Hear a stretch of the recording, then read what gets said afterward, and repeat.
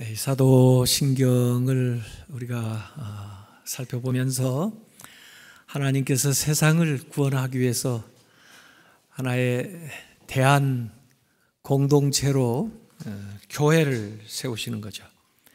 그래서 교회는 새로운 공동체 모습으로 나오고, 또 하나님께서 예수 그리스도의 십자가의 은혜를 통해서 우리를 죄 가운데에서 사해 주심으로써 하나님과 새로운 관계를 맺을 수 있도록 인도해 주시죠.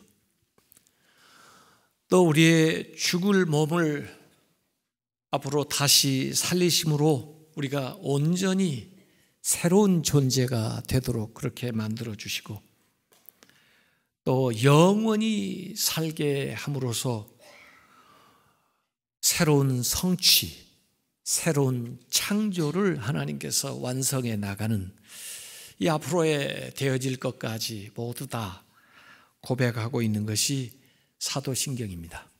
그래서 오늘까지 사도신경에 대해서 12번에 걸쳐서 말씀을 전했는데, 그 사도신경 안에 사실은 다 짝이 있어요. 그래서 성령에 대해서 고백을 했고, 그 성령의 역사로 말미암아 세워지는 교회, 성령이 인도하시는 교회에 대한 고백도 했고, 예수 그리스도의 십자가에 대한 고백을 했을 뿐만 아니라 그 십자가를 통해서 우리가 죄사함 받은 고백을 했고, 예수 그리스도의 부활을 고백했을 뿐만 아니라 앞으로 일어날 우리의 몸의 부활을 지금 고백하고 있고, 그리고 예수 그리스도께서 다시 오시는 재림에 대해서 믿음으로 고백할 뿐만 아니라 주님이 재림하실 때 우리가 몸으로 부활하여 영생을 누리는 것에 대해서 이렇게 고백을 하고 있습니다. 그래서 칼 발트는 예수 그리스도가 우리의 주님이시며 하나님 우편에 앉아 계시기 때문에 교회가 존재하며, 예수 그리스도가 십자가에서 고난을 당하시고 죽으셨기 때문에 죄 용서가 있으며, 예수 그리스도가 죽은 자 가운데서 부활하셨기 때문에 육체의 부활이 있으며, 그가 산 자와 죽은 자를 심판하러 다시 오시기 때문에 영생이 존재한다, 이렇게 이야기를 했습니다. 제가 말한 거와 거의 대동소이한 이야기가 되겠습니다. 예수님께서 요한복음 11장 25절 26절에 나는 부활이요 생명이니 나를 믿는 자는 죽어도 살겠고, 무릇 살아서 나를 믿는 자는 영원히 죽지 아니하리니 이것을 네가 믿느냐? 질문하는데 왜 대답을 안 하세요? 이것을 네가 믿느냐? 이렇게 물으셨다고요. 그래서 우리가 고백하는 겁니다. 몸이 다시 사는 것을 믿습니다. 이렇게 고백합니다. 사실 그 당시에는 영지주의가 팽배했는데, 영지주의라는 것은 영은 중시하고 물질, 육체는 경시하는 거예요. 그래서 그들의 사상에 보면은 구원이라고 하는 것은 영원히 이 육체의 감옥에 갇혀 있다가 벗어나는 것을 아마 구원이라, 그래서 죽음 이후에는 다시 몸이 존재하지 않는 것으로 이렇게 생각하는 그런 사조인데, 그 영지주의가 팽배한 그 시절에 이 몸이 부활할 것을 믿습니다, 이렇게 고백하는 것은 굉장히 파격적인 고백이다. 사실 성경에서는 육체를 그렇게 죄악시하지는 않아요. 이 육체를 입고 예수님도 이 세상에 오셨고, 예수님께서, 하나님께서 이 세상을, 물질 세계를 만드셨고, 다 하나님의 은혜와 하나님의 그 창조적인 능력이 들어가 있는 거죠. 자, 오늘 고린도전서 15장은 주로 부활장으로 알려져서 예수님의 부활에 대한 이야기도 하고 있지만, 거기에서 그치지 않고 우리의 부활에 대한 이야기도 함께 하고 있습니다. 근데 이게 중요하기 때문에 오늘 읽은 대목을 주로 보시면은 아주 강조하기 위해서 가정법으로 이야기를 전개하고 있어요. 강한 긍정을 하기 위해서 가정법으로 하는 거죠. 그래서 만일 뭐뭐라면 이런 가정법으로 얘기를 하는 건데, 그 중에 우선 3번에 걸쳐서 똑같은 말씀을 주고 있는 것이 13절, 15절, 16절에 공통적으로 나오는 게 있어요. 그게 뭐냐면 만일 죽은 자의 부활이 없으면 하고 묻는 겁니다.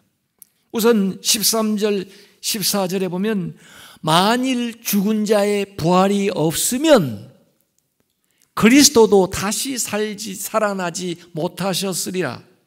그리스도께서 만일 다시 살아나지 못하셨으면 우리가 전파하는 것도 헛것이요 또 너희 믿음도 헛것이다 그랬어요.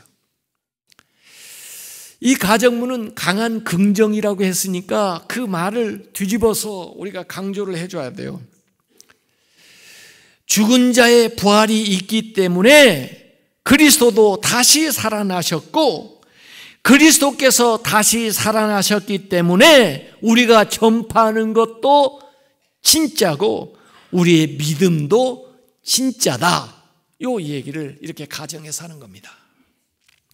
그런데 여러분이 평소에 생각한 거하고 이 말씀하고 조금 비교해 보면은 우리는 평소에 예수님이 부활하셨으니까 우리도 부활한다 그렇게 생각했는데, 물론 그거 틀린 말은 아니지만 바울은 다른 형식으로 강조를 하고 있어요. 예수님이 부활하셨기 때문에 우리가 부활한다 그러지 않고 우리가 부활하게 돼 있기 때문에 예수님이 부활하셨다 이렇게 이야기하고 있어요. 이 예수님이 부활하신 것은 원래 하나님이 우리를 부활하도록 만드셨기 때문에 예수님이 우리 앞서서 부활하심으로 첫 열매가 되셨다 이렇게 얘기하는 겁니다. 예수님이 부활했기 때문에 우리도 부활한다 하고, 인간은 부활하게 돼 있기 때문에 예수님도 부활하셨다 하고 무슨 차이가 있을 것 같아요? 만약에 예수님이 부활하셨다 이 얘기하면 우리가 예수님은 죄도 없으시고 예수님은 하나님의 아들이시고 능력자시니까 얼마든지 부활할 수 있지. 그렇지만 그렇다고 해서 어떻게 우리가 부활을 하나? 우리는 인간인데 죄도 많은데 그렇게 얘기할 가능성이 있어요.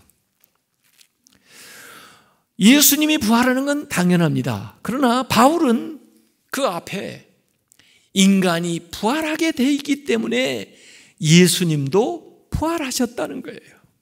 예수님이 부활하셨기 때문에 우리도 부활한다는 거예요. 이렇게 서술을 하고 있는 겁니다. 그래서 원래 인간은 창조 때부터 하나님이 부활하게끔 만들어 놨어요. 여러분 요한복음 5장 28절 29절에 보면 예수님께서 직접 하신 말씀을 한번 들어보세요.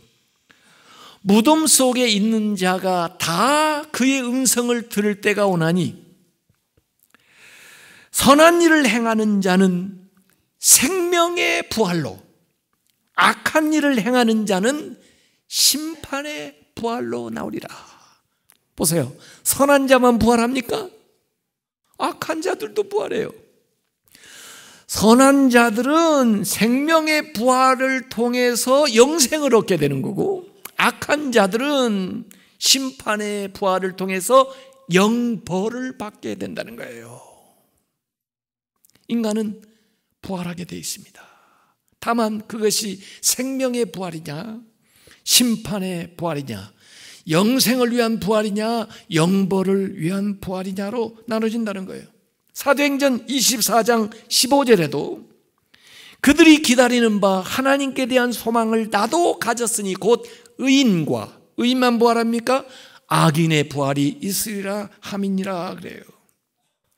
죽어 없어지는 게 아닙니다.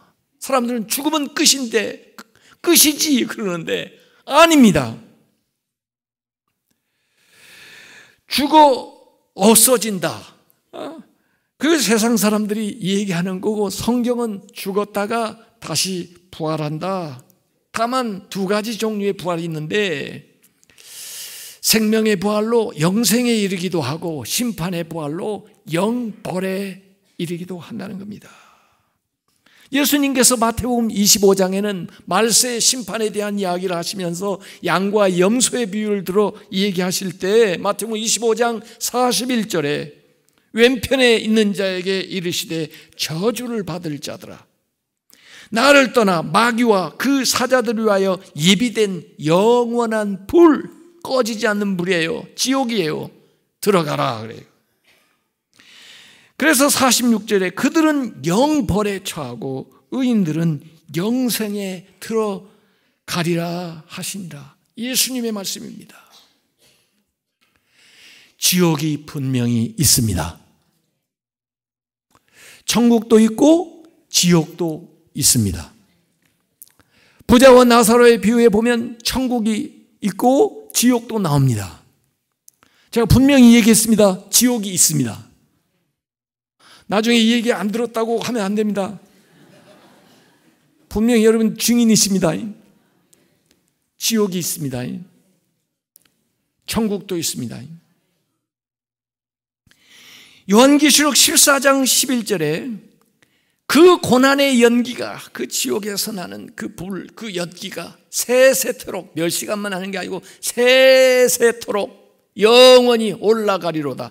짐승과 그의 우상에게 경배하고 그의 이름표, 짐승의 표를 받은 자는 누구든지 밤낮 쉼을 얻지 못하리라. 지옥은요, 이 세상만 못한 더 나락으로 떨어지는 거예요. 데살로니가 후서 1장 9절에 이런 자들은 주의 얼굴과 그의 힘의 영광을 떠나 영원한 멸망의 형벌을 받으리로다. 성경에 분명하게 얘기하고 있습니다. 그래서요, 이 팡세를 쓴 파스칼, 그는 철학자이면서 수학자이기도 하는데요, 그냥 성경에 대한 믿음은 그만두고 한번 수학적으로, 지성인들이니까 확률적으로 계산해 보자는 거예요. 천국도 있고 지옥도 있다 하고 만약에 믿고 믿음을 가지고 살았어. 그런데 정말 죽어보니까 있어요. 어디에 갈까요? 천국에 가겠죠. 대박 난 거죠. 그런데 그렇게 믿고 열심히 살았는데 죽어보니까 있기는 뭐 있어요? 아무것도 없이 그냥 끝났어. 그럼 어떻게 되죠? 그냥 본전이죠. 끝났는데 뭐. 그러죠? 그런데 반대로 무슨 천국이 있어, 무슨 지옥이 있어, 그러고 안 믿고 살았어요. 지멋대로 살았어요. 그런데 죽어보니까 있어요. 어디를 갔을까요? 지옥에 가죠. 쪽박 찬 겁니다. 아니, 죽어보니까 있기는 뭘 있어? 아무것도 없어요. 그러면 어떻게 되는 거죠? 그냥 본전이죠. 믿으면 믿져봐야 본전이고, 잘 되면 천국이고, 안 믿으면 잘 되어봐야 본전이고, 틀리면 지옥이고. 뭘 고르고 싶으세요? 믿고 사는 게 낫다. 그래서 자기는 믿겠다는 거예요. 생각을 해보세요. 그냥 이성적으로 생각을 해요. 믿음 이전에 그냥 이성적으로 생각을 했어요. 사실 믿음이 주는 유익이 그 외에도 많지만, 그래서 파스칼은 안 믿고 사는 사람이 참 이상하다. 자기 인생에 대해서 한 번이라도, 또 삶에 대해서 한 번이라도 정직하게 생각해 본 적이 있을까 하고 의문을 제기하는 거예요. 만약에 죽음이 마지막이라면요, 세상 모든 사람들이 캐세라세라 방종으로 치닫게 될 겁니다. 사실 바울 같은 분도 그런 얘기를 했어요. 고린도전서 15장 19절에 만일, 이것도 가정법입니다. 만일 그리스도 안에서 우리가 바라는 것이 다만 이 세상 삶뿐이면, 이 세상이 전부라면 모든 사람 가운데 우리가 더욱 불쌍한 자이리라 그랬어요. 가정법이니까 뒤집어서 얘기해 보세요.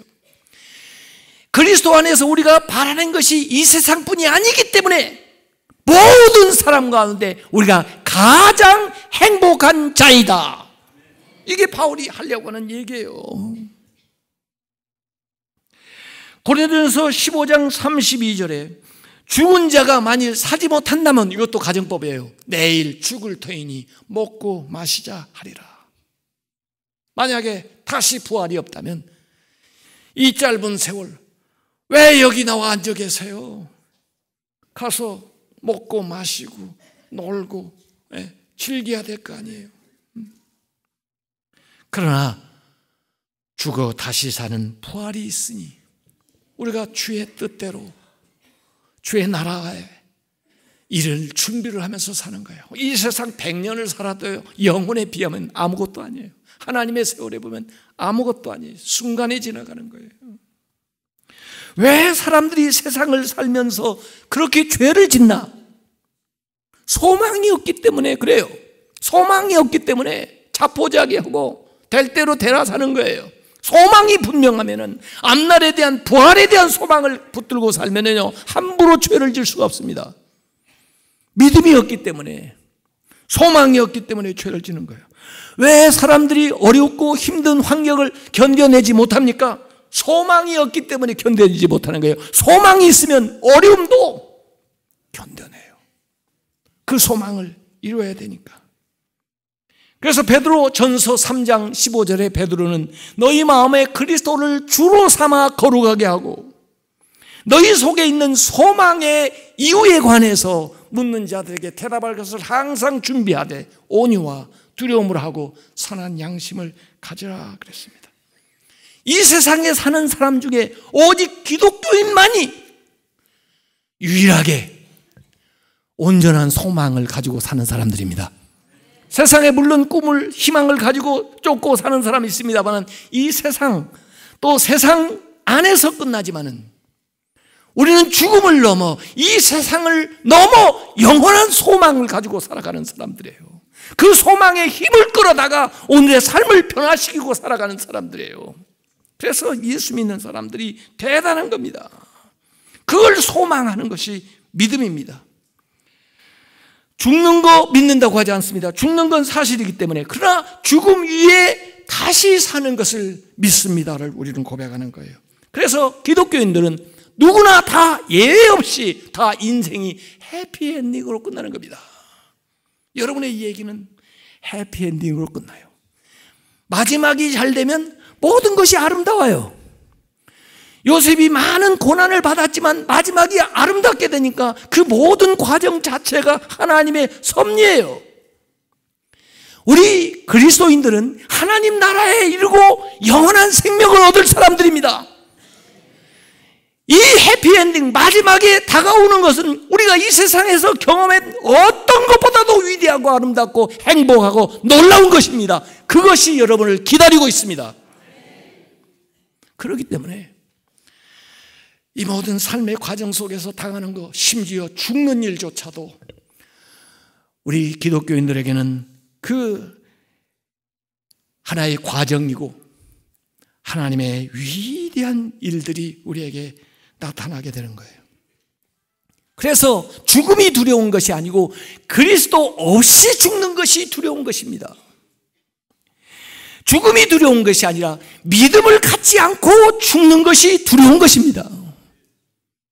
믿음은 그 두려움을 이겨내고 그 소망은 그 죽음을 이겨낼 것입니다. 청교도였던 그 존 프레스톤이라고 하는 사람이 임박한 죽음 앞에서 사람들이 당신은 어떻게 이렇게 담대합니까? 죽음이 두렵지도 않습니까? 하고 물었더니 두렵지 않습니다. 장소가 바뀌어질 뿐이지 나하고 동반하시는 분은 바뀌지 않기 때문입니다. 내가 이 세상을 살 때나 죽어가는 과정이 있을 때나 죽었을 때나 나와 영원히 함께 하시겠다고 하는 주님과 함께 하기 때문에 두려움이 없다는 거예요. 아마 죽어서 더 완벽하게 주님과 함께하게 될 것입니다. 그래서 오늘 고린도전서 15장 26절에 맨 나중에 멸망받을 원수는 사망이다. 인간이 해결할 수 없는 죄의 문제를 예수 그리스도께서 이미 십자가에서 해결하셨습니다. 인간이 당할 사망의 문제를 이제 주님이 오실 때 다시 부활함으로 해결하실 것입니다. 그래서 하나님의 은혜로 우리는 죄에서 승리를 얻고 죽음에서 승리를 얻게 되는 것입니다. 요한복음 5장 24절에 내 말을 듣고 또 나 보내신 이를 믿는 자는 영생을 얻었고 심판에 이르지 아니하느니 사망에서 생명으로 옮겼느니라. 주님을 믿으십니까? 영생을 얻었습니다. 심판에 이르지 않습니다. 사망에서 생명으로 나왔습니다. 할렐루야! 어떻게 언제 몸의 부활이 일어납니까? 요한복음 6장 40절에 예수님이 말씀하셨습니다. 내 아버지의 뜻은 아들을 보고 믿는 자마다 영생을 얻는 이것이니 마지막 날에 내가 이를 다시 살리리라 하셨습니다. 고린도전서 15장 51절 52절에 보면 보라 내가 너에게 비밀을 말하노니 앞으로 일어날 일 또 모두 다 아는 일이 아니기 때문에 비밀인데 우리가 다 잠잘 것이 아니오. 처음 죽는 것은 다 잠자는 상태로 들어가는 거예요. 깨어나기 때문에 잠잘 것이 아니오. 마지막 나팔의 기상나팔처럼 순식간에 호련히 다 변화되리니 나팔 소리가 나매 죽은 자들이 썩지 아니할 것으로 다시 살고 우리도 변화되리라. 데살로니가 4장 16절 17절 보면 주께서 호령과 천사장의 소리와 하나님의 나팔 소리로 칠이 하늘로부터 강림하시리니 재림하실 때 그리스도 안에서 이미 죽은 자들이 먼저 일어나고 그 후에 살아서 주님을 맞이하는 우리도 함께 구름 속으로 끌어올려 공중에서 주를 영접하게 하시리니 그래야 우리가 항상 주와 함께 있으리라. 몸의 부활이 일어난다는 거예요. 이 영육이 온전한 사람으로 부활되어 나간다는 거예요. 그래서 우리가 입게 될 이 새로운 몸은 과거에 우리가 현재 입고 있는 이 몸과 관련이 되어 있으면서 변화되어서 전적으로 다른 그런 몸을 입게 된다는 겁니다. 어떤 몸을 입게 될까? 고린도전서 15장 42절에서 44절까지 얘기했습니다. 죽은 자의 부활도 그와 같으니 썩을 것으로 심고 지금 우리가 입고 있는 것은 썩을 것이에요. 그런데 썩지 아니할 것으로 다시 살아나며 지금 우리가 입고 있는 것은 욕된 것이에요. 욕된 것으로 심고 영광스러운 것으로 다시 살아나며 지금 우리가 입는 것은 약한 것이에요.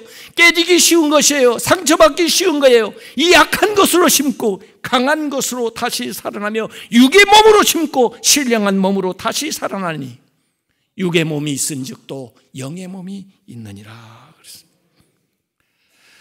마치 그 씨앗을 심는데 씨앗의 모양하고 피어나온 이 꽃의 모습이 연속성을 띠면서도 전혀 다른 모양이 나오는 것처럼 우리가 현재의 몸은 썩을 몸, 욕된 몸, 약한 몸, 육을 심었지만 거기에서 썩지 않는 몸, 영광스러운 몸, 강한 몸, 신령한 몸, 영의 몸을 입게 된다는 거예요. 왜 놀라운 거죠? 그런 모습이 어떻게 되겠을까? 우리가 아직 경험하지 못해서 모르죠. 그러나 변화산에서 나타났던 그 모세나 엘리야의 모습이 아닐까? 그때 변화되셨던 예수님의 영광스러운 모습이 아닐까? 부활하셨을 때 예수님이 보여주셨던 그 영광스러운 모습이 아닐까 생각할 수 있어요. 그래서 빌립보서 3장 20절 21절에 우리의 시민권은 하늘에 있는지라 거기로부터 구원한 자 곧 주 예수 그리스도를 기다리노니 그는 만물을 자기에게 복종하실 수 있는 자의 역사로 우리의 낮은 몸, 지금 이 상태는 낮은 몸인데 이 낮은 몸을 자기 영광의 몸, 예수 그리스도의 영광의 몸의 형체와 같이 변하게 하시리라 그랬어요. 변화가 될 겁니다. 그렇게 해서 몸이 부활하여 영원히 사는 것을 믿습니다. 영원히 산다. 그 당시에도요, 자연 종교나 헬라 철학에 영원 불별설이라는 게 있었어요. 영원 선제설, 영원 유리설, 뭐 요사이 환생 사상 뭐 이런 거 있어요. 그래서 육체와 영혼이 함께 있었으나 결국 육체는 사멸하고 영혼은 육체를 떠나서 영원히 불멸한다, 떠돈다. 그런 사상들이 그 당시에도 있어요. 이 영혼 불멸설을 체계화시킨 헬라 철학자는 플라톤이에요. 그들은 죽음이라는 것은 이 영혼이 육체에서 벗어나는 것을 이야기하고 그리고는 영혼이 있는 것으로 이야기합니다. 그러나 기독교는 그런 사상을 얘기하는 거 아니에요. 기독교는 부활 사상을 얘기하는 거예요. 부활. 그들에게는 부활이 오히려 구원의 과정을 역행하는 거예요. 어떻게 나간 영혼이 다시 그 벗어났던 몸으로 들어오느냐? 그건 구원의 과정을 역행하는 거 봐요. 그러나 기독교는 몸의 부활 그리고 영혼이 사는 것을 얘기하는 겁니다.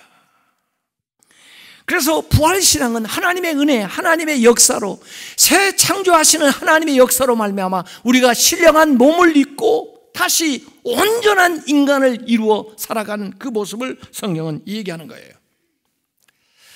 물론 아까 얘기한 대로 이 몸, 이 육체를 지니고 나오는 게 아니에요. 시신이 부활하는 건 아니에요. 물론 예수님이 계실 때 나사로가 무덤에서 나오기도 했어요. 또 무슨 청년을 살리기도 하고 그랬지만은 그것은 부활이라기보다는 재생이에요. 재생. 왜냐하면 살다가 또 죽었으니까. 그건 재생이고 이 부활은요, 이 시신이 부활하는 게 아니에요. 이걸 잘못 오해하면은요, 여러분 몇 살로 부활하고 싶으세요? 언제가 제일 나을 것 같아요? 30세, 50세, 70세? 예. 곤란하죠. 성령 전으로 할래요? 성령 후로 할래요? 아니 장애를 가지고 살았던 분은 그거 어떻게 되죠? 예? 예. 아니 장기 기증을 하면 그러면 어떻게 되나요? 아니 화장을 하면 어떻게 되나요? 화장을 하는 거나 매장을 하는 거나 매일 반이에요. 산화해 가는 과정인데 그 뭐 화장은 좀 과정을 빨리 진행시킨 것뿐이고 뽀드닥 돼야 되는 거죠. 하나님이 주신 신령한 몸을 입는 거예요. 내가 사는 것이지 이 현재의 이 육체가 사는 게 아니에요. 하나님께서 신령한 몸을 주시고 죽었던 내가 다시 살아나는 거예요. 그런데 그것이 온전한 상태를 이루어서 되어지는 건데 그것이 하나님의 은혜로 되는 것이고 구원의 과정으로 보면 그것이 최종 목적지예요. 그걸 영화된다 그래요. glorification 영어로. 구원의 과정이 우리가 예수 안 믿고 살다가 거듭나서 중생하고 중생 이후에 성화의 과정을 거쳐서 성결하게 되고 그 이 세상에서 우리가 도달할 수 있는 지점이에요. 그러나 영화, 그 위에 나타나는 영화는 죽어서 다시 부활하여서 영원히 살 때 그때 글로리피케이션 영화의 단계로 들어가는 거예요. 구원 과정의 최종 목적지에 도달하게 되는 거죠. 그래서 영생을 위해서 부활하게 되고 부활을 통해서 우리는 영원히 살게 되는데 새 하늘과 새 땅에서 생명나무 과실을 먹으면서 하나님과 같이 살아가는 거예요. 그게 요한계시록 21장 1절에서 8절까지 나와요. 마치 새 창조가 이루어진 거예요.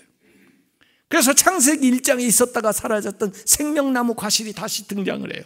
그리고 그 하나님과 더불어 우리가 그 거하면서 거룩한 성 새 예루살렘에서 살아가는 모습을 얘기해요.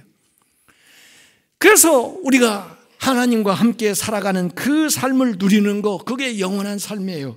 하나님의 뜻이 우리에게 온전히 이루어지고 하나님이 주시는 온전한 평강이 우리에게 이루어지고 하나님의 영광이 가득한 삶을 살아가는 거, 그 외에 구체적으로 제가 그려줄 수가 없어요. 왜? 성경에 상징적으로 얘기했기 때문에. 왜? 우리의 언어로 표현할 수 없기 때문에. 그런 세상을 하나님이 마련하고 기다리신다는 겁니다. 그래서 하이델베르그 요리문답 제57문답에 이렇게 질문하고 있습니다. 몸이 다시 사는 것을 믿음은 당신에게 어떤 위로를 줍니까? 몸이 다시 산다는 걸 믿는 믿음이 당신에게 어떤 위로를 줍니까?